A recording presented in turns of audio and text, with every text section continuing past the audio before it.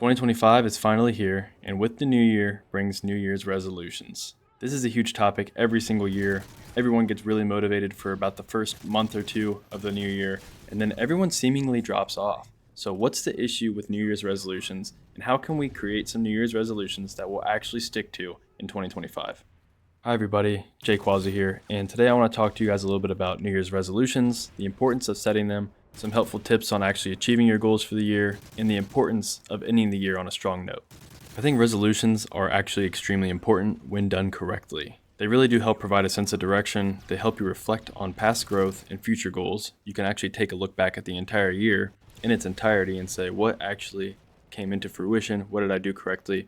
And what did I do wrong? And it also motivates your personal and professional development. We all want to start the year strong, obviously, but the problem is really how we approach it. We're going to set these goals and we're going to stay consistent with them. We're not going to fall off mid-February again like last year. We're going to make 2025 actually count this year. But in order to do that, we really need to address the common mistakes that a lot of people end up making. And one of those mistakes is setting really vague goals. Instead of really vague goals saying something like, I'm going to get healthier this year, we have to make it something that we can actually track the progress of. So instead of saying, I'm going to get healthier this year, let's say, I'm going to go to the gym 3 times a week this year. That's something you can stick to, you could be consistent with, and it's also something you can always track. Another mistake that people commonly make is being a little overly ambitious, and I'm not gonna lie, I've done this myself in the past, quite often actually.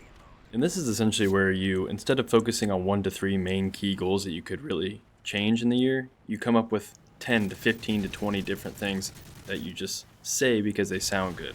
And again, I've definitely done this, so if you're someone that's done this before, don't feel bad, but this is the year to change that. Another mistake is not tracking progress. This is something I talked about when setting vague goals. When you want to talk about going to the gym 3 times a week, you need to track the progress. See what you need to tweak throughout the year to really get to your goals.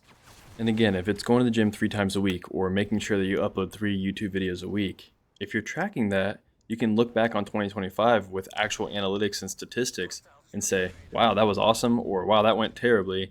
What can I change for 2026 moving forward? And how can I actually reach that goal? I think it's also really important for you to be able to look back at the end of the year and say, how close was I to actually achieving that goal I set for myself? And again, without tracking your progress throughout the year, you'll never really know. So we can all agree that we want 2025 to be a happy year for us, full of growth and opportunities and success. But how can we actually get there? What are some good tips and ideas that we can use to actually achieve our goals that we set every single year, but always come short? I think one way to really improve our lives in 2025 and get resolutions that actually stick for the year, we need to make our goals more specific. Instead of saying something like, I need to save more money in 2025, set an actual number goal and a time on it. So instead of that, say, I want to save $5,000 by December. And then from there, when you're measuring that, you'll now know how much you need to save exactly to the dollar amount per paycheck to achieve that goal by the end of 2025. Make your resolutions more specific. Another thing that you need to do to achieve your goals is to focus on habits. Focus on the habits that will lead you to losing weight, not just the outcome. Because if you focus on, I'm just going to lose 20 pounds this year, you'll have no plan of action on how to do it. You have to say, I'm going to focus on things like hitting 10,000 steps a day. I'm going to eat this for breakfast, this for lunch, this for dinner. I'm going to go to the gym 3 times a week. That's going to get you to that goal of losing weight. Instead of just saying, I'm going to lose 20 pounds, now you have the game plan to do so. Here's another thing I really like to do is I like to pick a friend or a couple friends that I can, rely on to keep me motivated for my goals for the year and also kind of walk hand in hand with those goals together. So for example, again, if you're trying to get into the gym, maybe see if one of your close friends also wants to do that. Keep each other accountable. Get a good accountability system. It'll help you stay on track. Again, if you're measuring and you're doing all the other things, as long as you have a good accountability system, it'll help you tremendously. I can say from personal experience, one of my closest friends and I decided together, January 2021, that we really needed to start hitting the gym. We both played sports in high school. We graduated high school, didn't really have that much activity in our lives, and just decided, you know what, we need to do this and let's keep each other accountable. And from that moment on, him and I worked out together for about 2 years straight, 3 to 5 times a week. The only thing that stopped us was one of us moved away.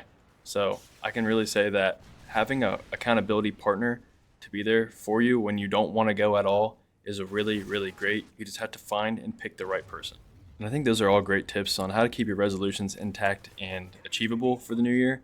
And one of the last things I really want to talk about in regards to keeping your goals specific and attainable is to make them part of your daily routine.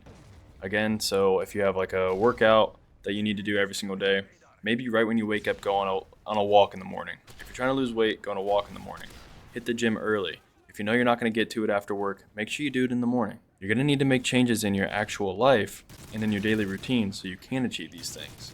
Progress is by no means linear. You're not always going to be going up and up and up and up and up. You're going to have days that you're going down, you don't feel like getting out of bed.